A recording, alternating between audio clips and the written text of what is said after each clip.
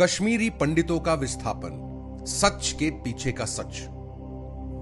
कश्मीर के इतिहास का एक बेहद दर्दनाक किस्सा। 1990 के जनवरी की वो दहशत भरी सर्द रातें शायद ही कश्मीर के पंडित परिवार भूल पाएंगे। बसे बसाए परिवार, घर बार, कारोबार उजड़ गए।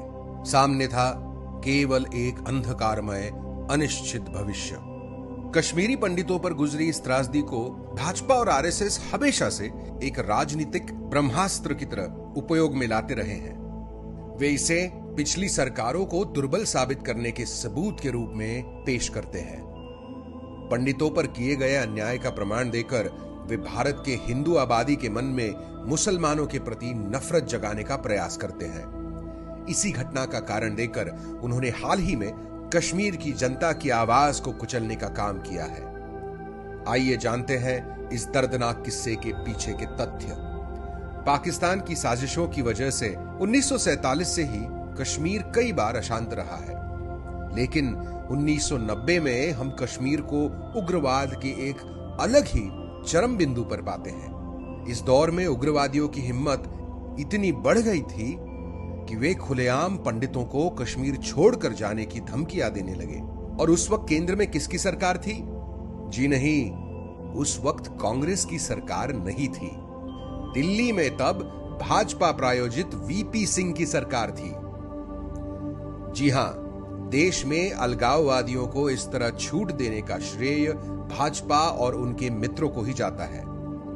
उग्रवादियों का हौसला उस दौरान इस कदर कैसे बढ़ा, तो उसका भी श्रेय इसी केंद्र सरकार को जाता है जो भाजपा के समर्थन पर टिकी हुई थी। दरअसल अनुभवहीन वीपी सिंह सरकार कश्मीर को लेकर कोई पहलकदमी करने की स्थिति में नहीं थी। देश के गृह मंत्री के रूप में कश्मीर के मुफ्ती मोहम्मद सईद को लाया गया। मुफ्ती के शपथ ग्रहण के ठीक 4 दिन बाद यानी 8 दिसंबर को उनकी बेटी डॉक्टर रूबिया सईद का कश्मीर में अपहरण किया गया। रूबिया की रिहाई के बदले पहले 3 और फिर 5 आतंकवादियों की रिहाई की मांग की गई। मुख्यमंत्री फारूक अब्दुल्ला किसी सूरत में रिहाई के लिए तैयार नहीं थे, लेकिन केंद्र सरकार ने उन पर दबाव बनाकर 5 आतंकवादियों को रिहा कर दिया। इस घटना ने यह साबित कर दिया कि सरकार को दबाया जा सकता है और सरकार दब सकती है। आतंकवादियों का मनोबल बढ़ना स्वाभाविक था। इसके बाद अपहरण और बदले में रिहाइयों की कई घटनाएं हुई। कश्मीर द वाजपेयी ईयर्स इस किताब में आईबी के संचालक तथा रॉ के सर्वोच्च अधिकारी रहे एएस दुलत लिखते हैं, 1979 और 90 के जाड़ों में श्रीनगर एक भयानक भूतहा शहर जैसा था जो युद्ध के तांडव का आरंभ देख रहा था। रूबिया सईद के अपहरण ने बगावत का बांध खोल दिया। हत्याएं रोजमर्रा की चीज बन गई।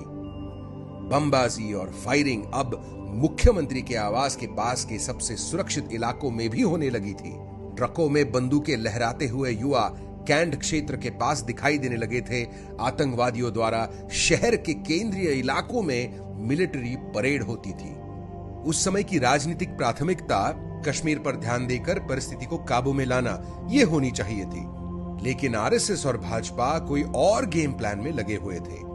जी हां, अडवाणी की अगुवाई में वो तो देश भर में रथ यात्रा चलाकर हिंदुओं को भड़काने में लगे हुए थे।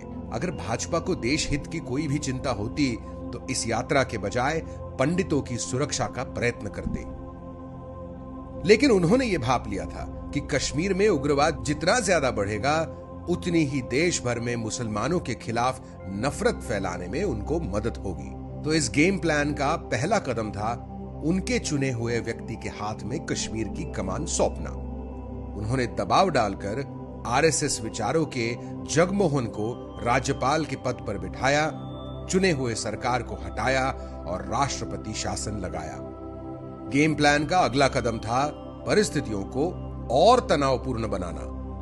जगमोहन ने आते ही ऐसे वक्तव्य शुरू किए कि जिनसे कश्मीर के आम लोगों का सरकार पर से भरोसा ही टूट गया।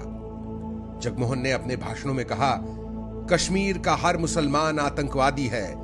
जब तक सारे आतंकवादी मारे नहीं जाते यहां शांति नहीं बहाल होगी। इसके साथ ही लोगों पर सीधी गोलीबारी और आम नागरिकों की मौतों का सिलसिला शुरू हुआ। कश्मीरी जनता के गुस्से और असंतोष में एकदम से उछाल आया और अधिक से अधिक लोग भारत विरोधी जुलूसों में शामिल होने लगे। 1990 में कश्मीर गए जस्टिस तारकुंडे, जस्टिस सच्चर और विशेषज्ञों की टीम ने लिखा है, जनवरी 1990 में जगमोहन के आने के बाद भयावह दमनात्मक कार्रवाइयों से घाटी की सारी मुस्लिम आबादी भारत से कट गई है और उनका ये अलगाव अब कड़वा